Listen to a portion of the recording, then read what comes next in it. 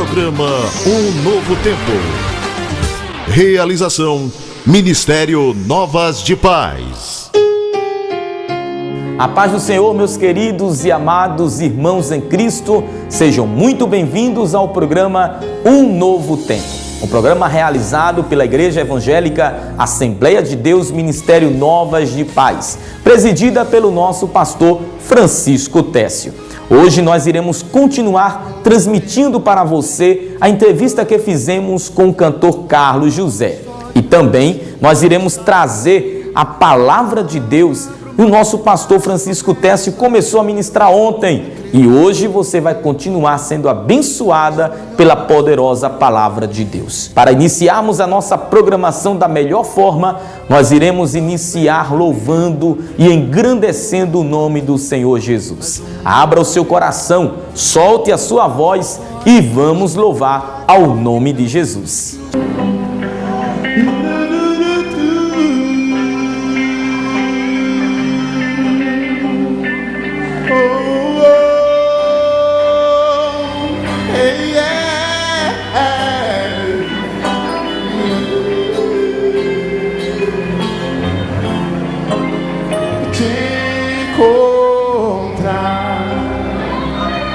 Foi tão bom, eu não tinha paz, nem prazer me sentia, muito só, sem ter mais razão pra viver, te encontrar. Foi tão bom, eu não posso esquecer. Nosso encontro mudou meu viver. Foi tão grande a emoção.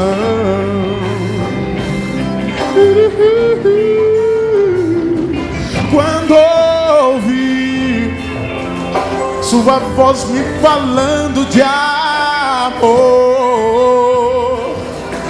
pois você me aceitou do jeito que eu sou. Te dei o meu coração.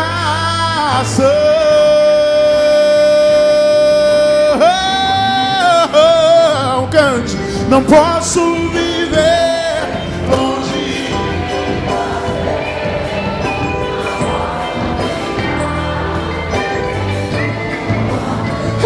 Eu só quero dizer que amo só você, Jesus, meu Jesus. Não posso, eu não posso ficar sem tua luz. Eu só quero dizer que amo só você, oh Jesus.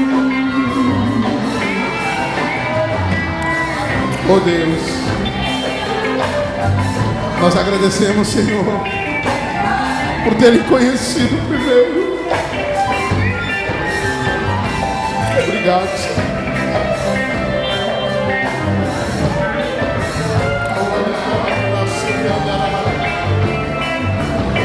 Eu digo assim: eu te encontrar me mostrou nova direção. O teu amor fez mudar tudo em mim, o meu coração. Ele transformou e é tão bom. Eu não posso explicar, não tem como. O prazer de sentir teu amor me envolver. Quando estou ao pé da cruz,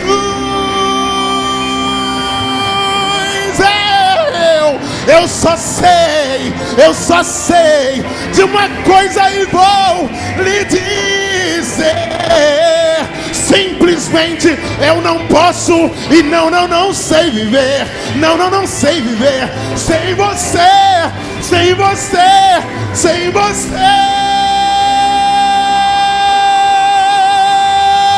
não posso viver. Longe de você não posso ficar. Sem tua luz eu quero dizer, amo só você, Jesus. Eu não posso viver sem o teu amor, sem o teu carinho, sem o teu perdão, Senhor. Eu quero dizer que amo só você, Jesus. Cante, diga isso a Ele. Não posso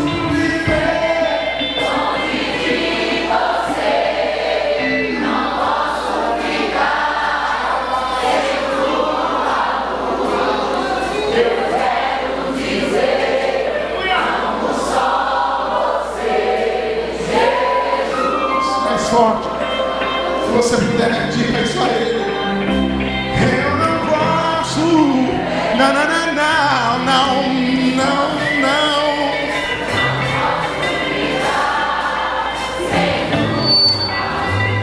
Eu só quero dizer, Jesus,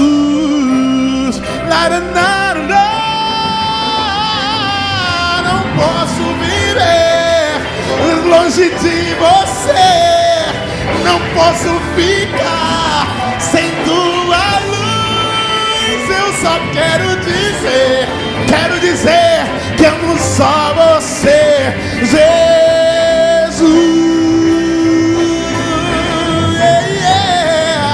Não posso viver longe de você.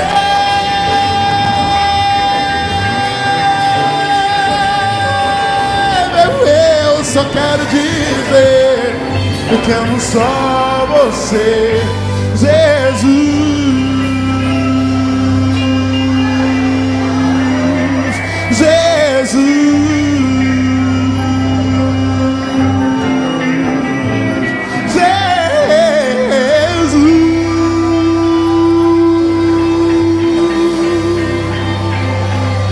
Como é bom louvar e engrandecer o nome do Criador dos céus e da terra.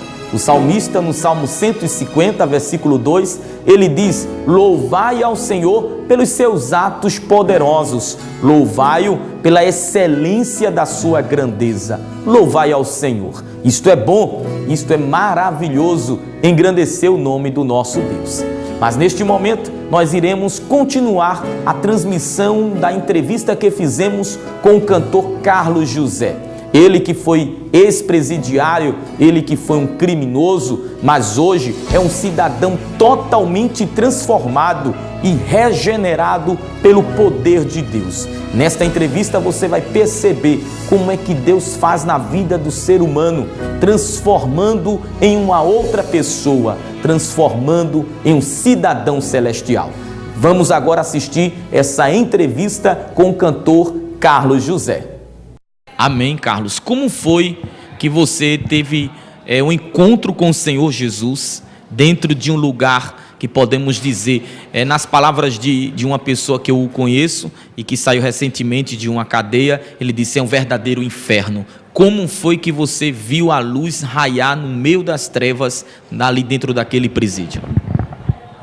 É interessante que eu estava numa festa de orgia, infelizmente, e havia desde o domingo à noite, depois da visita. Nessa época eu era um cheirador nato de cocaína, eu era muito viciado, eu não podia sequer ouvir o nome cocaína, que as minhas carnes tremiam. Eu fiquei literalmente viciado e debilitado, estava bem magrinho, já sou magrinho, dá para o senhor ter uma base, né, para os telespectadores entenderem como eu fiquei magro, sabe, esqueletizado.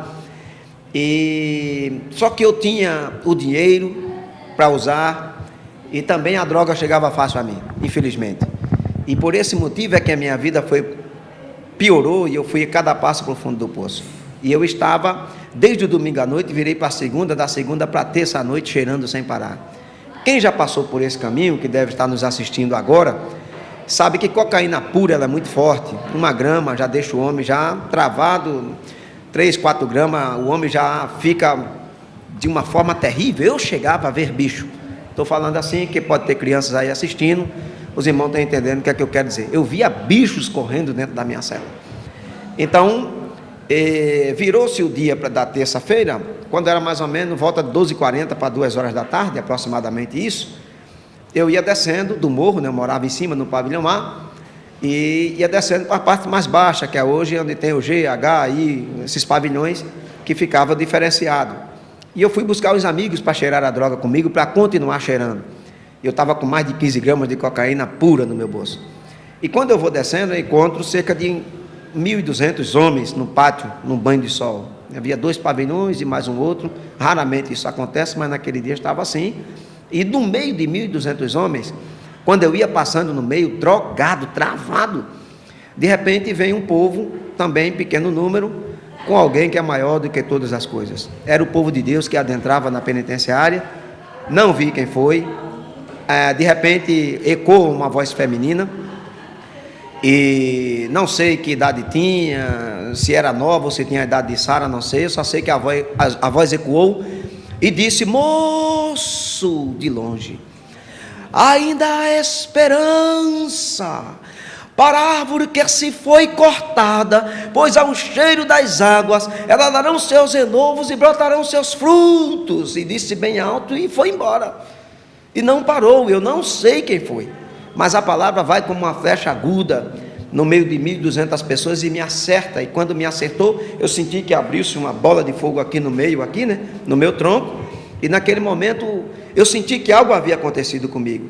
Eu percebi que algo havia acontecido comigo. E eu percebi que eu estava lúcido, como eu estou aqui agora. Aleluia.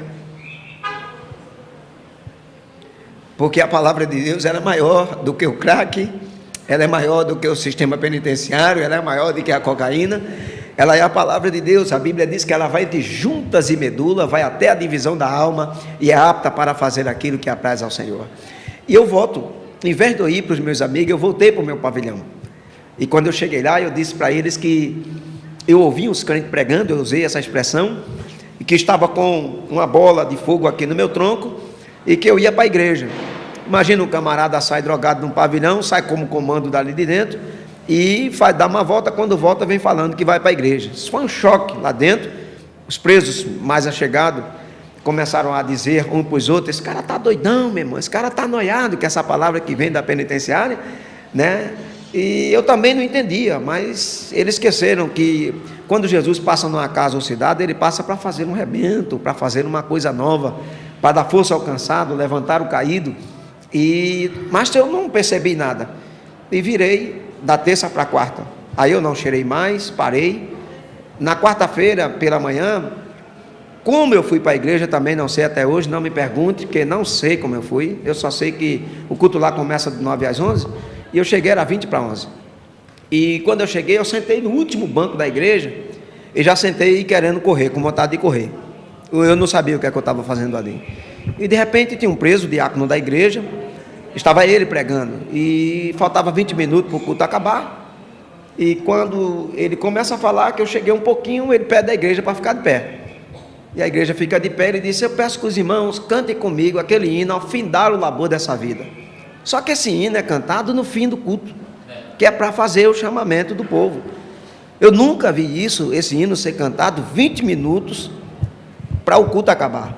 E quando o povo ficou todo mundo de pé, claro, menos eu estava travado, sentado na cadeira, as pernas com alegria tremenda, eu querendo correr, todo mundo de pé. Quando o povo começa a cantar, ele disse: para, já chorando, disse: Deus está me dando uma revelação, e está dizendo que tem alguém aqui no nosso meio, que você não vinha, você veio rebocado pelo Espírito Santo, você está aqui, cadê você? E ele gritou alto.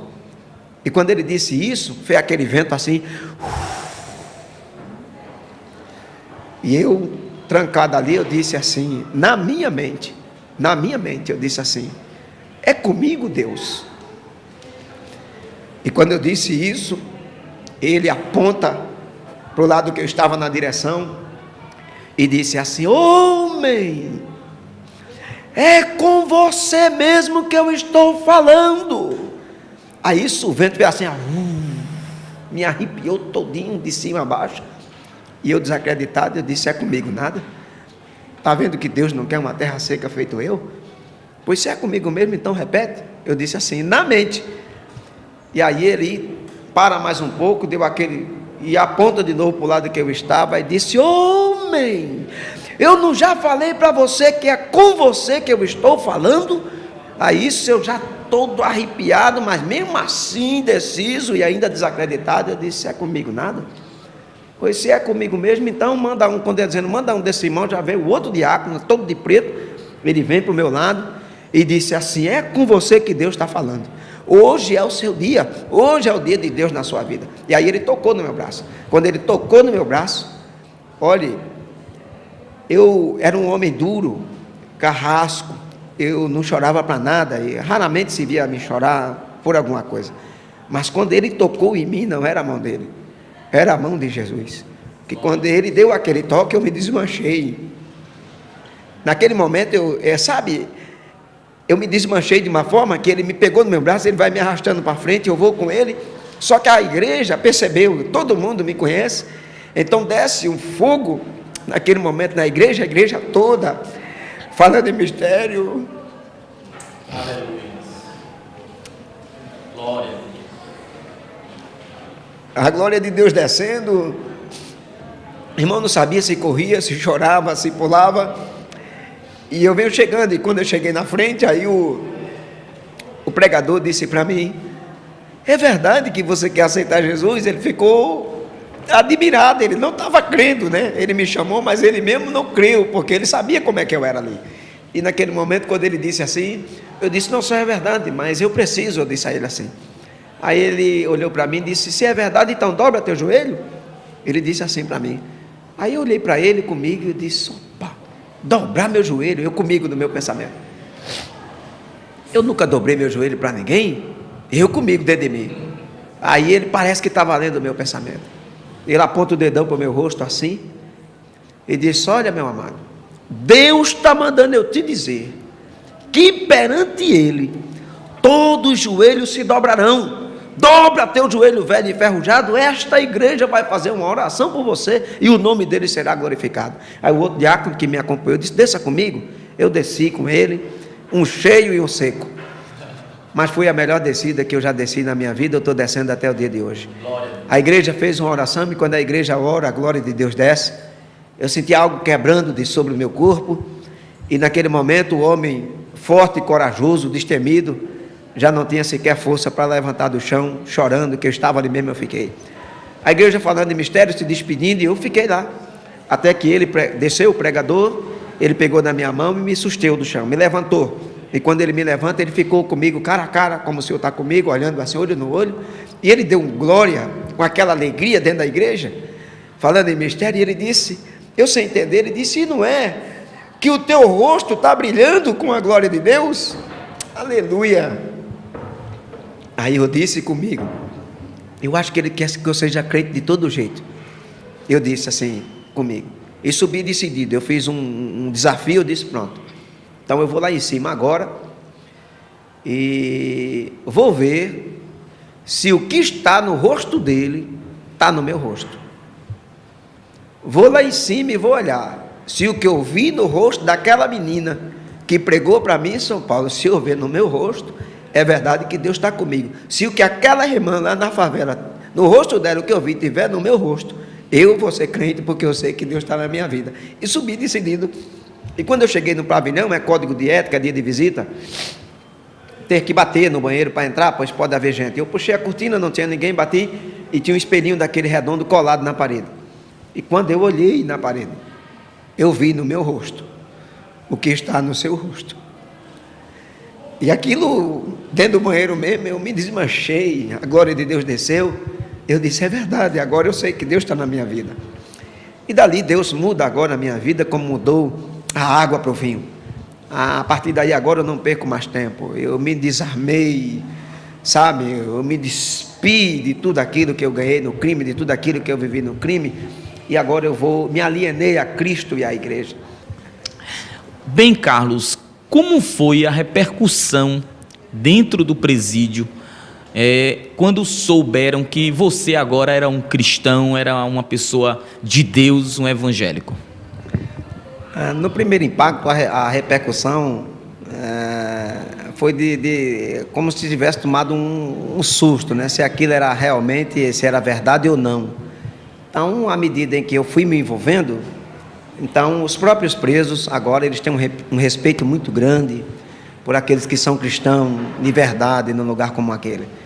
Então, através do meu dia a dia, do meu testemunho, da busca, né, pelo Espírito Santo, por esse enchimento de Deus dentro da penitenciária, isso fez com que os olhares desacreditados viessem a perceber que agora eu estava envolvido com Cristo, a ponto de que eles mesmos vinham a mim, me pedir oração, quem não gostava também passa a gostar. Então os amigos começaram a se afastar pouco a pouco, sem eu dizer nada, porque eles entendiam que o meu caminho já não condizia com o deles. Não era que eu queria me afastar deles, mas eu percebi que eles mesmos começaram a se afastar de mim. Daí não vem só os presos, porque aí envolve o sistema penitenciário no todo, agentes penitenciários, policiais que começaram a me apoiar, a evangelizar e a dizer para mim que o caminho era esse. Então, com isso eu ganhei muitas amizades ali dentro. Se eu já tinha, agora a minha amizade triplicou, quadruplicou de forma maravilhosa, a ponto de que eu procurei um pastor, que na época era Ambrósio Lima, e eu pedi a ele para trabalhar.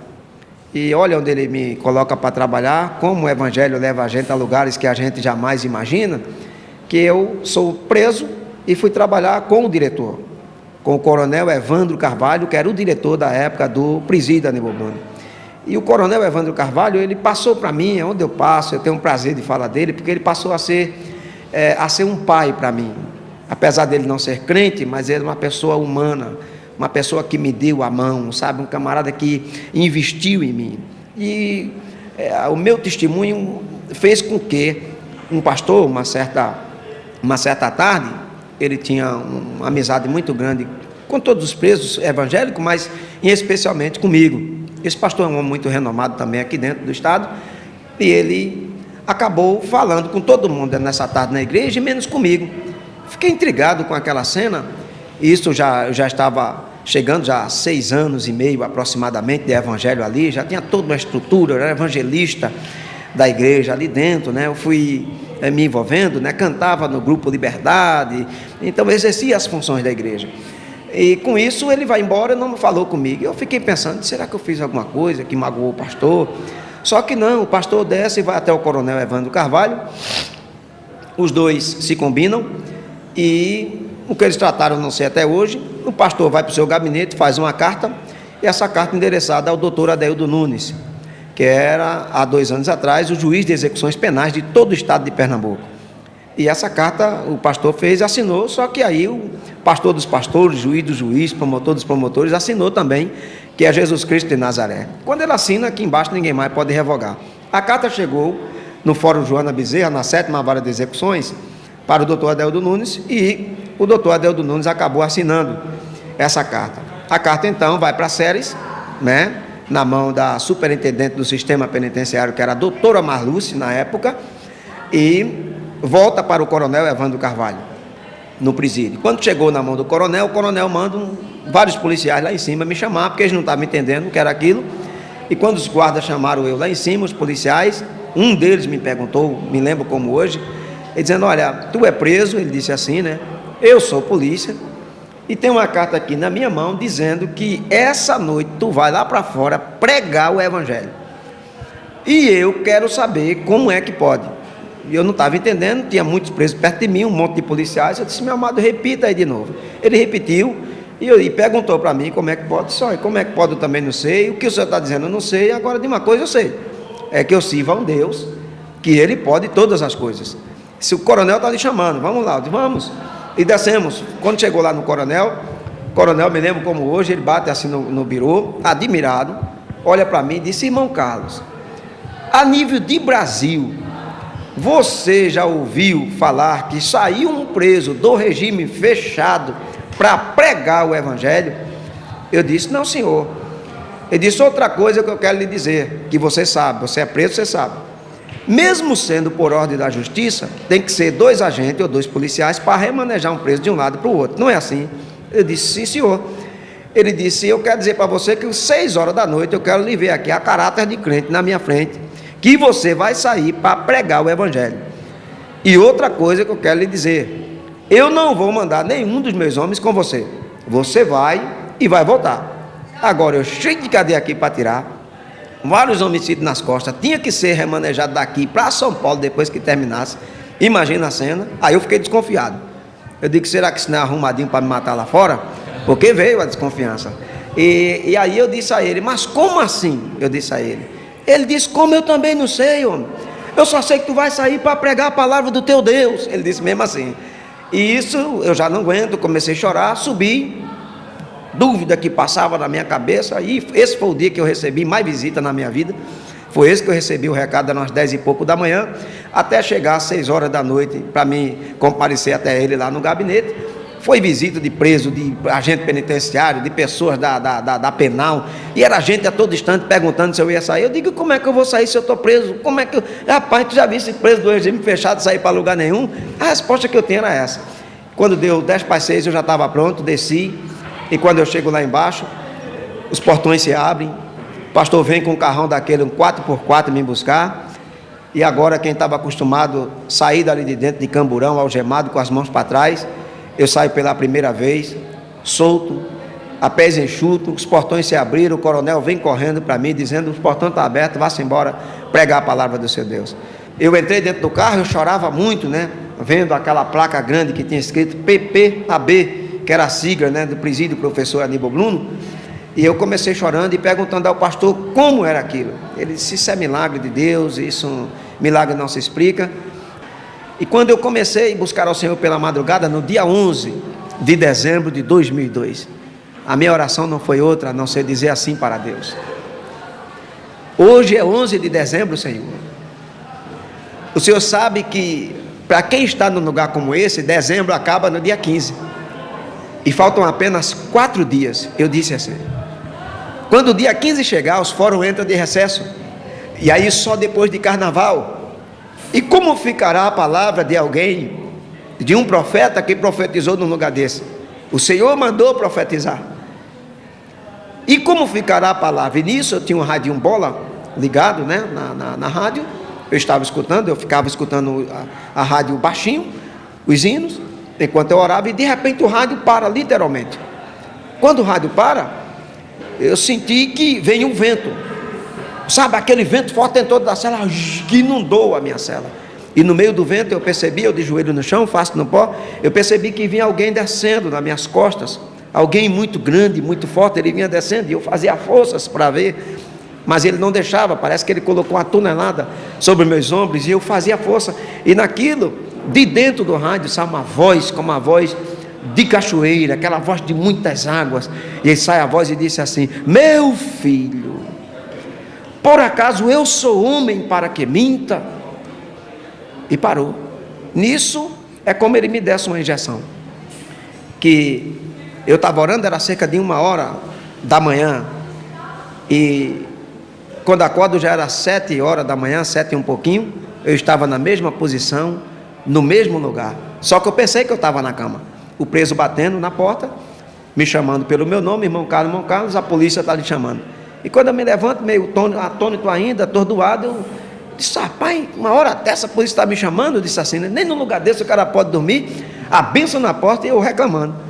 Aí ele disse: é a polícia está lhe chamando. Eu disse: vou agora. Aí saí, abri o portão, e quando eu cheguei na frente, né, ele estava do lado de fora do pavilhão e eu por dentro, porque o pavilhão estava fechado.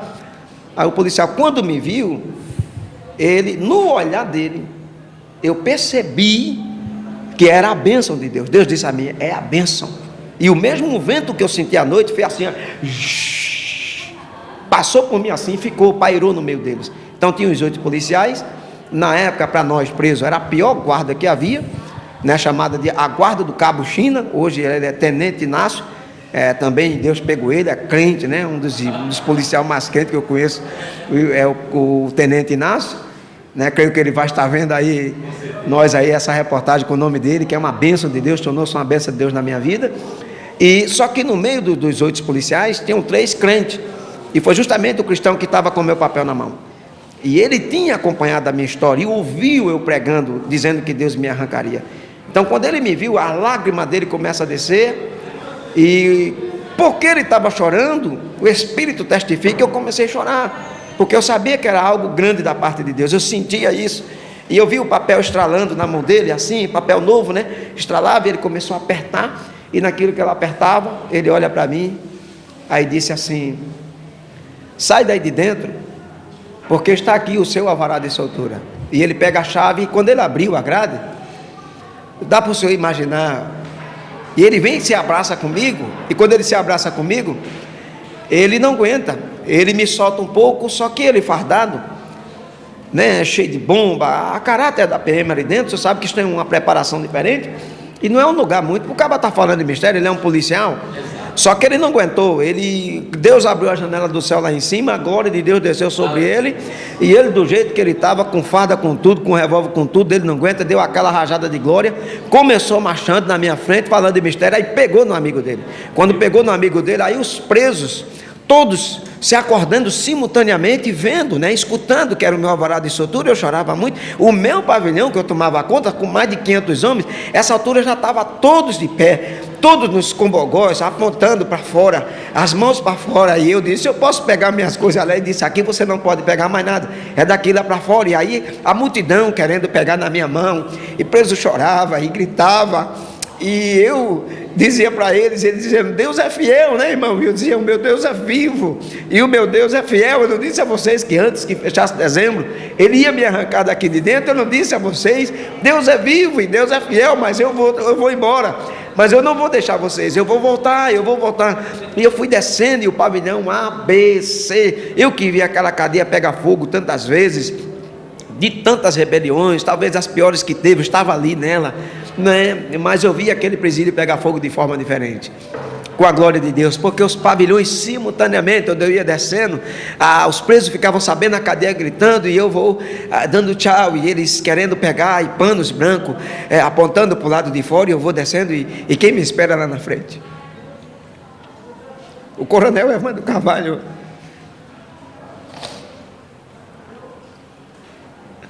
Está lá o coronel me esperando, e quando eu chego na sala dele, ele olha para mim, eu chorando muito, ele se abraça comigo e disse assim: se um dia você precisar de mim, até mesmo de uma cesta básica, me procure. Isso eu procurei guardar até hoje, sabe? Eu procurei respeitar quem um dia me estendeu a mão, quem acreditou em mim, porque através dessas saídas que eu tive, antes de receber o alvará de soltura, eu fui para Natal, eu fui para Salgueiro, eu fui para Petrolina, eu viajei para Turitama, a gente parou a feira de Turitama, eu saía com outros presos, porque quando eu comecei a sair eu voltava, então deu uma credibilidade para outros mais saírem, e eu saía com um homem sentenciado a 243 anos, esse preso está até hoje preso na Barreto Campelo, né, preso sentenciado a 90 anos, 100 anos, 80 anos, eles saíam comigo, e a gente íamos e voltava para dentro do Aníbal Bruno, e muitas vezes, pastor, eu chegava da viagem, muitas viagens eu fazia só, e é interessante que quando eu chegava das viagens, eu pegava um táxi onde eu estava, e eu dizia para o taxista que me levasse lá no Totó. Eu não ia dizer que eu estava no presídio, o taxista não ia me levar. E quando eu chegava lá na frente do Aníbal, eu dizia ao taxista: pode parar aí. Aí eu parava, dava logo dinheiro a ele, perguntava, ele recebia, disse: não, pai, mas eu levo você em casa. Ele olhava para um lado, o Parque das Flores, cemitério. Do lado que ele estava era o Aníbal Bruno. Eu levo você em casa. Eu digo: não, mas eu moro aqui, homem. Não, aqui é onde? E aí você é Aníbal Bruno, rapaz. Eu digo: então, eu moro aqui já há mais de 7 anos. Aí ele dizia: não, rapaz, mas você é polícia? Eu digo: não, eu sou preso. Aí o cabo enfiava o pé no pé, daqui a pouco já estava do barro para lá. E aí vem a parte importante, porque eu chegava até o portão e eu batia. isso tarde da noite, 1 hora, 2 horas da manhã, 3 horas da manhã, imagine, tem uns espelhos bem grandes assim, que eles olham de dentro para fora, e quando eu batia no portão, aí eu, seu guarda, aí o guarda vinha, com a mão assim, pois não, eu digo, abre aí, varão, que eu quero entrar. Aí ele, pô, passa embora, rapaz, você é o presídio Aníbal Bruno? E, não, mas eu sou preso daí, eu estou pedindo ao senhor que eu saia e volto, abre aí para me entrar. Disse, não, que eu já vim preso aqui pedindo, passa aí, rapaz, mas para entrar não, vá-se embora, quer arrumar problema com a polícia? Ele dizia assim mesmo, disse, não, eu moro aí, homem, eu saio para pregar o evangelho e volto, não é? E olha, o comandante daí hoje aí, né, seu fulano de tal, como é que você conhece ele? Eu digo, ligue para ele, diga para ele que eu estou aqui, eu preciso entrar, senão vai se prejudicar eu e o senhor. Aí ele, tá bom, ele ligava, aí daqui a pouco, seu pastor da igreja, rapaz, ele sai e põe esse homem para dentro, pelo amor de Deus. Aí quando eu chegava dentro, já estava aquela multidão de policiais, e eles perguntando para mim, mas rapaz, como é que tu saiu? Eu digo, eu sei, abençoado.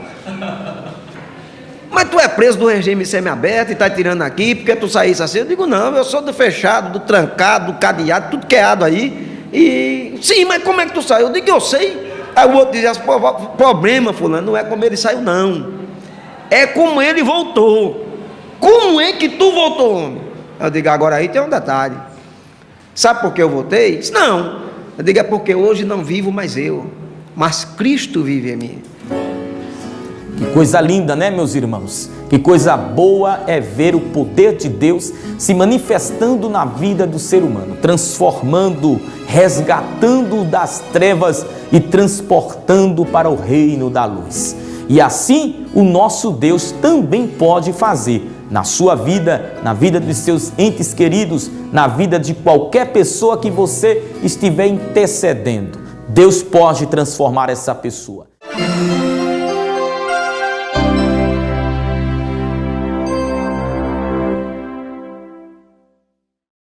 Meus queridos irmãos, chegamos em um momento crucial da nossa programação. É exatamente o momento em que Deus irá falar diretamente ao teu coração. Você que está passando por crises conjugais, você que está à beira da falência do seu casamento, está tendo dificuldades de relacionamento com o seu cônjuge, ouça esta palavra, esta ministração que Deus concedeu ao coração do nosso pastor Francisco Técio. E ele veio a ministrar no encontro de casais que fizemos lá no cenáculo da Avenida Cruz Cabugá. Uma verdadeira multidão compareceu ali para ser abençoado por Deus. E temos a certeza que você também será abençoado. Ontem você ouviu uma parte e agora você vai ouvir mais uma parte da palavra de Deus ministrada pelo pastor Francisco Técio.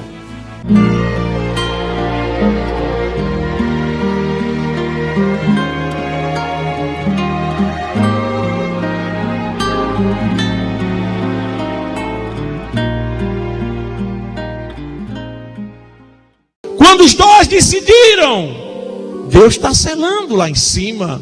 Eu costumo dar esse exemplo dizendo o seguinte, que o juiz é quem faz a união legal, ele é quem assina lá a certidão de casamento. Mas eu pergunto, foi ele que foi pegar o marido e a mulher para casar os dois? Não, vocês foram ao juiz e ele legalmente providenciou tudo para fazer a união legal dos dois. Da mesma forma, acontece com Deus, meus amados. Os dois escolhem e Deus ali agora faz aquela união.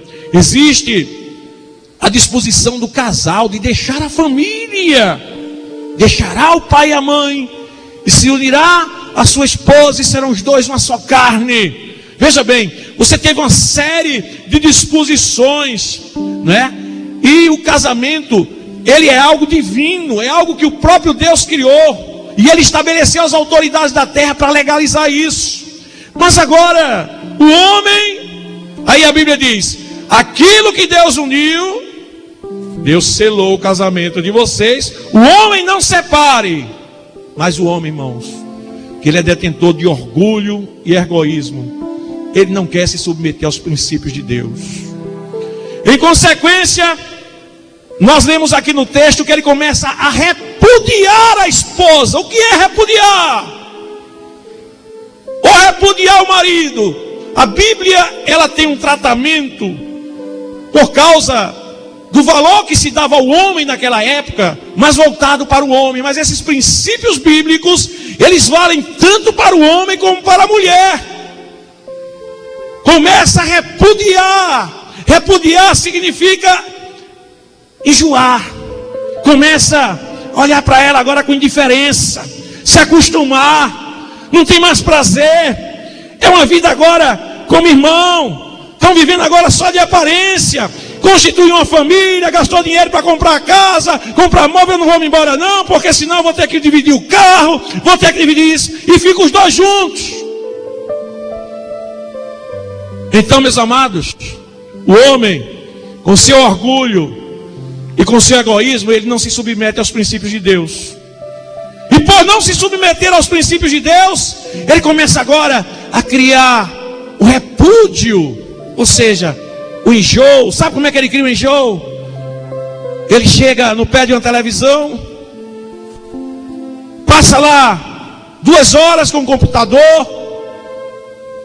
no WhatsApp, Facebook, olhando para o que não deve, criando na sua mente desejos por coisas ilícitas diante de Deus. E o desejo pelo marido ou pela esposa vai esfriando. Quantos casamentos, meus amados, estão sendo prejudicados por essas redes sociais? Aleluia! E o que é que acontece? Ficam ali com aquele casamento frio, quando na verdade eles estão fazendo uma coisa terrível, separando aquilo que Deus uniu. Porque quando a Bíblia fala uma só carne, não pense que é carne humana. Serão os dois uma só carne, significa serão os dois uma só natureza. Veja bem, vamos entender bem isso, partindo agora para o texto bíblico. Marcos capítulo 10, versículo 2, que nós lemos. Abra a sua Bíblia aí. Marcos capítulo 10, versículo 2. A Bíblia diz: e aproximando-se dele, de Jesus, os fariseus perguntaram-lhe, tentando: é lícito ao homem repudiar sua mulher? Veja bem, eu estou falando de repudiar, aborrecer, não sentir mais desejo por ela. Naquele tempo, meus queridos, minhas amadas, bastava uma mulher fazer uma comida mal feita, o homem simplesmente dizia: eu não quero mais você, vai embora. Aí Moisés, para proteger as mulheres, ele colocou na lei, devidamente dirigido por Deus, que qualquer um que repudiasse sua mulher tinha que dar carta de divórcio. Isso foi confirmado por Jesus. Jesus disse: ouvistes o que está escrito: qualquer que repudiar sua mulher terá que dar carta de divórcio. Eu, porém, vos digo. Aleluia. Então, meus amados, a gente vê aqui que os fariseus agora, eles eram legalistas. Os fariseus, eles gostavam de uma vida de aparência. Eles gostavam de mostrar santidade. Jesus chamava eles de sepulcros caiados, porque por fora eram bonitinhos, mas por dentro estavam vazios. Ô irmãos, tem casamento que é mesmo assim. As pessoas olham por fora, aparentemente é muito bom, mas não existe a essência. Eu tenho que ter prazer de olhar nos olhos da minha esposa e dizer: eu te amo. Eu tenho que ter prazer de fazer um carinho nela e sentir meu coração palpitando de alegria, de olhar para ela dormindo e dizer: eu te amo, sem ela ouvir. Essas coisas têm que acontecer na minha vida.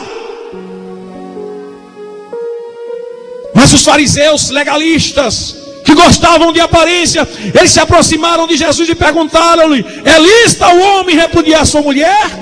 Sabe o que é que eles queriam? Colocar Jesus numa situação difícil por causa de dois motivos. Naquela época Jesus estava numa região sob o governo de Herodes Antipas. Herodes Antipas, ele havia repudiado sua mulher e tinha casado com Herodias, que era esposa de um primo seu. Vê que emaranhado naquela família do governo. Esse cara era tão autoritário, que ele era governador de uma província e ele se dizia rei. E eles chegam perguntando a Jesus: é lícito para o homem repudiar uma mulher? Quantos maridos que repudiam sua mulher? Ou então, ou colocar Jesus de encontros a Herodes, ou então de encontro ao Pentateuco dos judeus. Se Jesus dissesse não é lícito, estava indo de encontro a Herodes. Se ele dissesse é lícito, estava indo de encontro ao Pentateuco, porque Deus proibiu o divórcio. Aí Jesus pergunta para eles: aleluia, o que foi que Moisés disse para vocês? E eles disseram: Moisés permitiu escrever carta de divórcio e repudiar. Aí Jesus respondendo disse: pela dureza do vosso coração. O que é que está dizendo aqui? O homem que repudia sua mulher é um homem de coração duro. É um homem que não tem... Eu estou falando homem, mas isso serve para as mulheres também. Repudiar a mulher significa não dar permissão a Deus de habitar no casamento. Quando você enjoa seu marido, quando você enjoa sua esposa, você não está dando lugar a Deus no seu casamento. Aleluia. E Jesus começa a dizer para eles: olha, no princípio não foi assim não. Deus só fez um homem e uma mulher, um para o outro. E ele disse: aquilo que eu uni, o homem não separa, serão os dois uma só carne. Quer dizer, não tinha mais uma opção para Adão, não tinha mais uma opção para Eva, era somente eles dois. Deus fez o casamento para ser feliz. Quem foi que estragou o pecado? Ou melhor, o casamento? Foi o pecado. Quem é que cria essas complicações no teu casamento? Pecado. Fica sabendo que o pecado ele vem de todos os lados na tua vida. Aleluia. Então, meus amados, quando Moisés mandou dar carta de divórcio, ele não estava estimulando isso não, ao contrário, era para proteger as mulheres. Porque a mulher bastava fazer uma comida mal feita, mandava embora. E Deus dá direito a elas de casarem. Aleluia. Está aqui, olha, no texto bíblico, Deuteronômio 24. Quando um homem tomar uma mulher, 24:1. Quando um homem tomar uma mulher e se casar com ela, então será que se não achar graça em seus olhos, olha lá, se não achar graça em seus olhos, por nela achar coisa feia, ele lhe fará escrito de repúdio, e lhe dará na sua mão, e a despedirá de sua casa. Olha como era terrível, irmãos. Bastava ele simplesmente não gostar de determinada coisa da mulher, vai embora. Aí Moisés dá essa autorização. Mas Deus, Jesus estava mostrando, naquele tempo era o tempo da lei.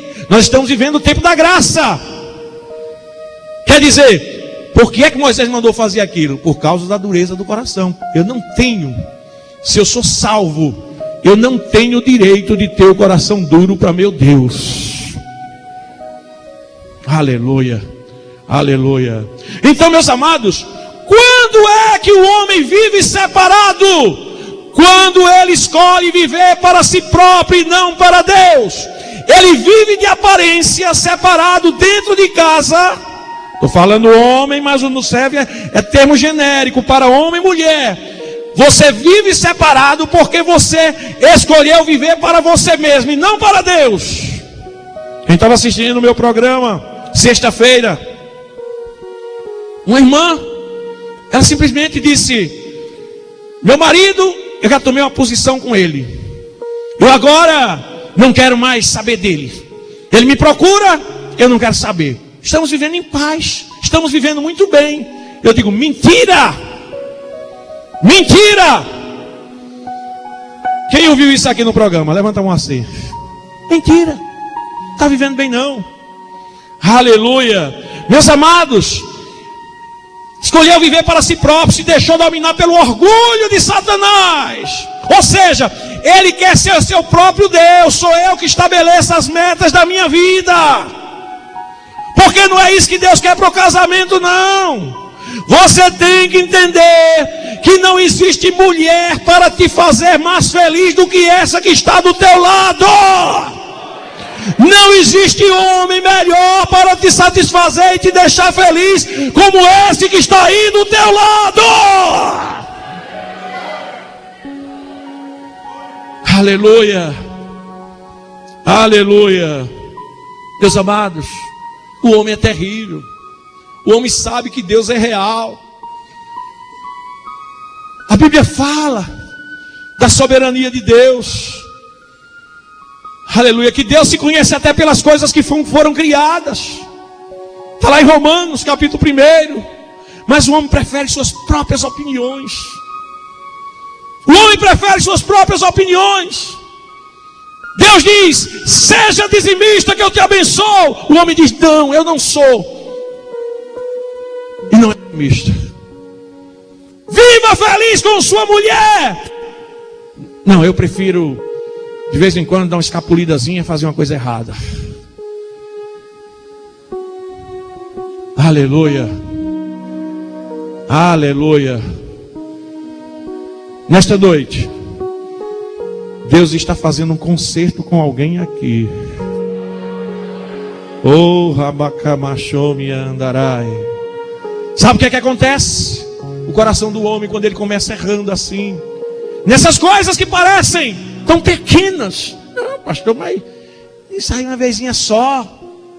A Bíblia diz, irmãos, que o homem, por preferir suas próprias opiniões, o seu coração insensato se obscurece.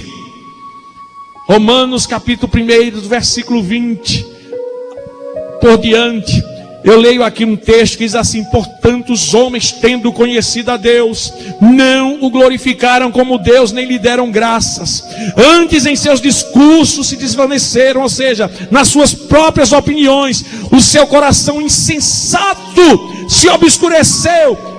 E dizendo-se sábios, porque não, comigo eu sou desenrolado demais. Dizendo-se sábios, tornaram-se loucos. Olha só, eu me lembro que eu trabalhava no hospital da Polícia Militar, quando eu estava na ativa. Aí quando chegava na segunda-feira, tinha reunião dos oficiais. E vinha aqueles médicos, né? Todos os médicos militares também, tudo fardado, tudo de branquinho. Nossa farda, os militares da administração, era diferente. Aí quando foi um dia, chegou um médico lá, mas ele começou a contar as porcarias que ele havia feito no final de semana, e se gloriando com aquilo. Não, meu irmão, comigo eu sou desenrolado, eu faço isso, eu faço aquilo. Aí ele começou a se gloriar tanto, que para ele notar mesmo, eu fui para ele notar, eu me levantei e saí e fui sentar mais para lá. Ele fez: ei, olha, o irmão se levantou porque ele não gosta de mulher. Ué. Aí eu disse: meu amigo, talvez eu goste mais do que você. Só que eu sei gostar de uma mulher e você não sabe gostar nem da sua. E quer saber mais de uma coisa?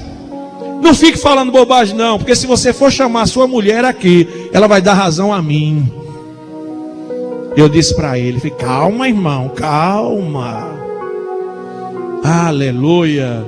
Meus amados, um homem sem Deus, a Bíblia diz que ele, dizendo-se sábio, torna-se louco. E essa loucura tem levado muitos casais a viver uma vida de aparência, porque existe uma coisa terrível chamada, sabe o que? Adultério mental. Sabe o que foi isso? Sabe o que é isso? Jesus disse: ouviste o que foi dito aos antigos: não adulterarás. Eu, porém, vos digo: aquele que atentar para uma mulher com desejos impuros no seu coração já adulterou. Meus amados, isso é terrível. Isso é terrível. Isso esfria o casamento. Aí leva o casal a uma vida de aparência. Sai os dois na rua de mão dada, anda junto, mas estão distantes um do outro. Aleluia, aleluia. Veja bem, os que vivem de aparências, eles nunca entenderam o verdadeiro sentido do casamento para a sua real felicidade. O casamento, ele envolve necessidades emocionais. Eu poderia falar sobre isso. Necessidades afetivas, necessidades cognitivas, ou seja, inteligência, necessidades espirituais. Aleluia. Envolve necessidades físicas também do casal. Mas sabe o que acontece com um casal que vive de aparência? Ele não se completa. Porque homem e mulher, quando a Bíblia diz serão os dois uma só carne, você está habilitado. Quando você vive bem com sua esposa, quando você vive bem com seu marido, você está habilitado para criar seus filhos na medida. Um casal que vive de aparência, os filhos deles são problemáticos. Por quê? Porque não adianta viver mostrando uma coisa para os filhos e por trás ser outra. Um casal que vive de aparência, meus amados, todos dois são desequilibrados emocionalmente. Por quê? Porque homem e mulher se completam nas emoções. Você, para ser completo, você precisa de um casamento. Um homem que não casa, uma mulher que não casa, nem todos podem ouvir essa palavra, porque isso não é dado a todos não. A Bíblia diz que é melhor casar para não abrasar-se. Paulo diz que nem todos podem ouvir essa palavra. Ele aconselhou até que alguns não casassem para poder servir melhor ao Senhor. Mas normalmente o homem precisa de uma mulher, a mulher precisa de um homem, porque senão cria uma instabilidade emocional nos dois. Os dois vivem juntos, dizendo que são casados, mas não tem relacionamento dentro dos padrões de Deus. Está lembrado de Elcana? Ana estava lá chorando, amargurada, porque não podia ter filhos. Ela era uma mulher estéril. Elcana chegava em casa: Ana, qual é o teu problema, Ana? Estás com fome? Não, porventura, estou chorando por causa dos meninos, que eu não posso ter filho. Porventura, eu não sou melhor do que 10 filhos, Ana. Eu estou aqui para te consolar. Veja que o marido completa a mulher. Aleluia. Tem pessoas, irmãos, que são carentes. Maridos que olham para a mulher e dizem assim: não é a que eu queria. Mulheres que olham para o marido e dizem: não é o que eu queria. Aleluia. Mas a partir de hoje você vai dizer: é ela, é ele que eu quero. Queridos, infelizmente acabamos de chegar ao término da nossa programação.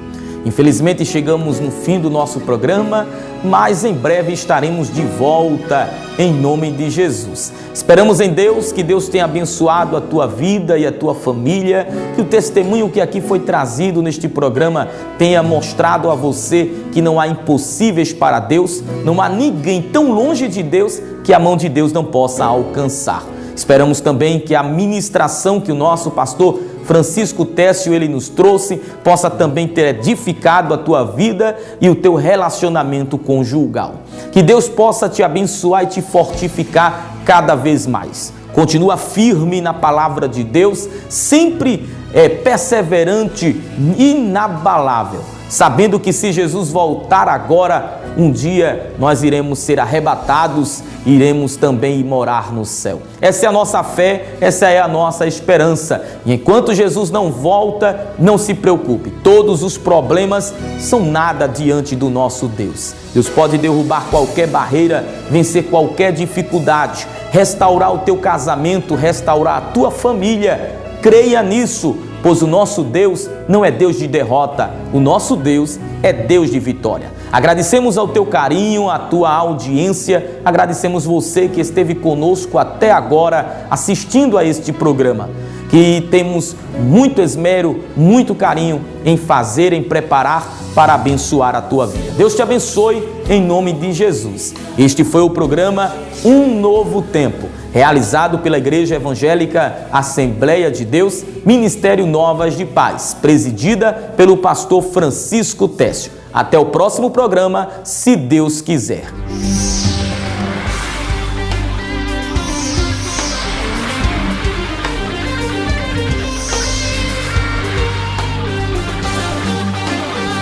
Programa Um Novo Tempo. Realização Ministério Novas de Paz.